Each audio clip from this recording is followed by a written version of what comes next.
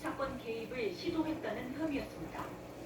그런데 해당 공보장교가 고 이중사와 손님인 김모 중사가 통화한 녹음 파일을 부당하게 입수해 일부 언론 등 외부에 유출한 것으로 확인됐습니다. 해당 녹음 파일에는 이중사가 신고를 고민하거나 장관을 걱정하는 내용 등이 포함된 것으로 알려졌습니다. 국방부 검찰단은 해당 공보장교에 대해 직권남용 권리행사 방해 혐의를 적용해 녹음 파일을 어떤 방식으로 입수해 무슨 의도로 유출했는지 조사하고 있습니다. 특히 그 과정에서 통상의 공보 업무 범위를 벗어난 행위가 있었다고 보고 집중 조사하고 있는 것으로 전해졌습니다. 김 중사는 전화 녹음 파일을 군사 경찰에 제공하지 않은 채 일부 녹음 파일은 삭제해 증거인멸 혐의로 기소된 상태입니다. 오히려 2차 가해 당사자들한테는 녹음 파일을 제공했는데 피의자들은 그 내용을 서로 공유한 것으로 알려졌습니다. 한편 국방부 검찰단은 이성용 전 공군참모총장을 참고인 신분으로 조사하기 위해 일정을 조율하고 있는 것으로 알려졌습니다. 검찰단은 공군이 이중사 사망 사건을 국방부에 보고하면서 성추행 피해 사실을 누락한 과정을 파악하기 위해 이 전 총장에 대한 조사가 필요하다고 보고 있습니다. KBS 뉴스 송입니다. 운행 중인 화물차에서 적재물이 쏟아져 뒤따르는 다른 차량들의 안전을 위협하는 사고가 끊이질 않고 있습니다. 사고를 방지하기 위해서는 단속도 단속이지만 무엇보다 화물차 운전자의 의식 전환과 함께 안전교육을 강화해야 한다는 목소리가 높아지고 있는데요. 김나연 기자가 취재했습니다. 저녁 시간 승용차 여러 대가 비상등을 켠 채 갓길에 줄지어 서 있습니다. 모두 바퀴에 바람이 빠졌거나 앞범퍼가 심하게 망가졌습니다. 앞서 달리던 화물차에서 갑자기 길이 2m 강목이 날아오더니 산산조각 피해를 본 겁니다. 차가 크다 하고 다이어가 파스 나가 아무거나 이래가 이 사고로 피해를 본 차량은 승용차와 화물차 등 15대. 사고 장소에 강목이 떨어져 있는데 그 주변이 어두워서 운전자가 뒤늦게 발견하여 발생한 사고인데요. 화물차 적재물 추락 방지 위반으로 추정됩니다. 지난 5월에도 고속도로를 달리던 화물차에서 13톤 코일 쇳덩이가 떨어져 지나가던 승합차를 덮치면서 차에 타고 있던 9살 어린이가 목숨을 잃었습니다. 최근 3년 동안 221건의 화물차 적재물 낙하사고로 401명의 인명피해가 났습니다. 해마다 평균 133명이 숨지거나 다친 셈입니다. 전문가들은 적재물 낙하 피해를 줄이기 위해선 수시로 단속하고 유럽처럼 화물 운송 종사자에 대한 안전교육을 강화해야 한다고 강조합니다. 3개월 정도의 집체교육을 통해서 모든 화물 운송과 관련된 안전의식을 완전히 갖추도록 하게끔 되어 있고요. 경찰은 추락 방지 조치가 허술하거나 과적한 차량에 대한 단속을 더 강화하겠다고 밝혔습니다. KBS 뉴스 김나연입니다.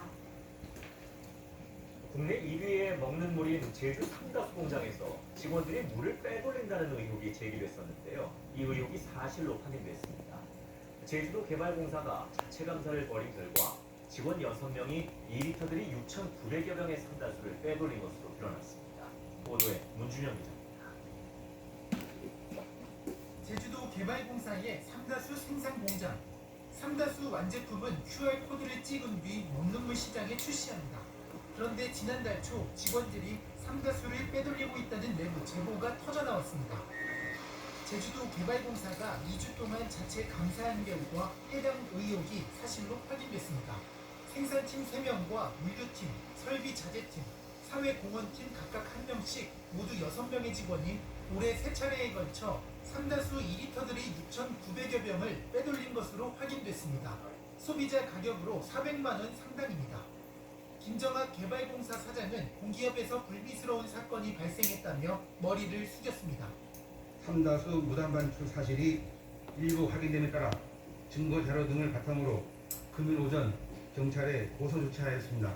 이번 사태와 관련해서 다시 한번 머리 숙여 사과를 드리며 감사 결과 이들은 유통 과정에서 파손된 제품을 빼돌리거나 QR코드를 찍지 않고 삼다수를 남겨뒀다가 물을 배출한 것으로 드러났습니다. 파손되지 않은 정상 제품도 빼돌렸다는 얘기여서 외부의 개입 의혹도 나오고 있습니다. 특별히 두 순간에 어려운 때로 꼽았습니다.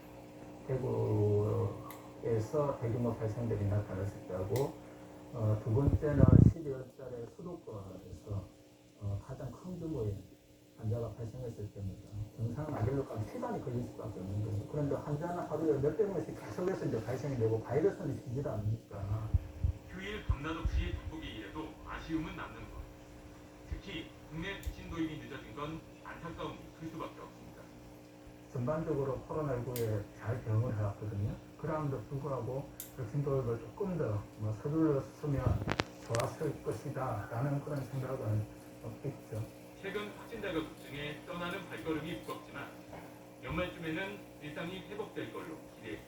예방접종이 잘 이루어지고 변이 바이러스가 조금 더 큰 중요한 변이가 중국판 우버라 불리는 승차 공유 서비스 디디 출시기 정부 규제로 하루아침에 모든 앱 장터에서 삭제됐습니다. 중국 당국은 심각한 위법 행위를 확인했다고 밝혔지만 일각에서는 이 디디 출시기 최근 미국 증시에 상장하면서 미운털이 박힌 거라는 분석이 나오고 있습니다. 베이징 이랑 특파원입니다. 지난달 30일 미국 뉴욕 증시에 상장하며 약 44억 달러, 우리 돈 5조 원을 모은 디디 주식. 하지만 어제부터 중국 모든 앱 장터에서 삭제됐습니다. 앞서 디디 주식을 조사한다고 밝힌 지 이틀 만에 벌어진 일입니다. 지난해 사용자 4억 9천만 명 이상의 이 앱은 하루아침에 신규 가입자를 받을 수 없게 됐습니다. 通知应用商店下架滴滴出行 APP， 要求滴滴出行科技有限公司严格按照法律要求，参照国家有关标准，认真整改存在的问题。 중국이 적용한 법은 사이버 안보법입니다. 디디 출싱의 개인정보 수집과 활용 등에서 심각한 위법 행위를 확인했다고 밝혔습니다. 앞서 중국의 최대 인터넷 상거래 기업 알리바바 그룹 외신 등에서는 디디 출싱 등이 미국 상장을 위해 중국 고객의 개인정보와 지리정보 등 방대한 데이터를 미국 증권감독 당국에 제출한 것을 문제 삼는 것 아니냐는 분석이 나오고 있습니다. 미국과의 갈등이 본격화되는 가운데 중국이 이번에는 국가 보안을 앞세우며 통제를 벗어난 인터넷 기업들에 대해 규제를 강화하고 있는 것으로 보입니다. 베이징에서 KBS 뉴스 이라입니다. 여야가 이번 달 23일까지 제2차 추가 경정 예산안을 처리하기로 했습니다. 더불어민주당 한명도, 국민의힘 추경호 원내수석 부대표는 오늘 국회에서 만나 이 같은 내용에 합의했습니다. 추경 심사를 할 국회 예산결산특별위원회 위원장은 본회의 의결까지 한시적으로 민주당이 맡기로 해 삼선의 박홍근 의원이 예결위원장에 내정됐습니다. 그러나 법사위원장 등 상임위원장 배분 문제는 입장 차이만 확인한 채 추경을 처리한 뒤에 논의하기로 했습니다.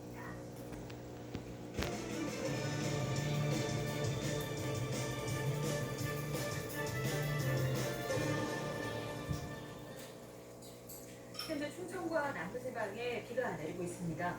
비구름이 강하게 발달하기 시작해 전 시간대보다 빗줄기가 훨씬 굵어졌는데요. 호남 서부 지역에는 호흡되어 있는 이 강한 비구름대가 내륙으로 더 들어오면서 남부지방에서는 내일 낮까지 벼락을 통과하는 시간당 50mm 이상의 세찬 비가 쏟아지는 곳이 있겠고요.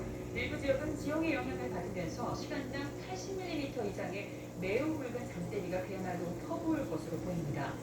내일까지 예상 강수량은 남부지방의 많은 곳은 300mm 이상, 충청 남부와 경북 북부에는 최고 100mm, 충청 북부와 제주 산간 지역에는 최고 80mm가량의 많은 비가 내리겠습니다.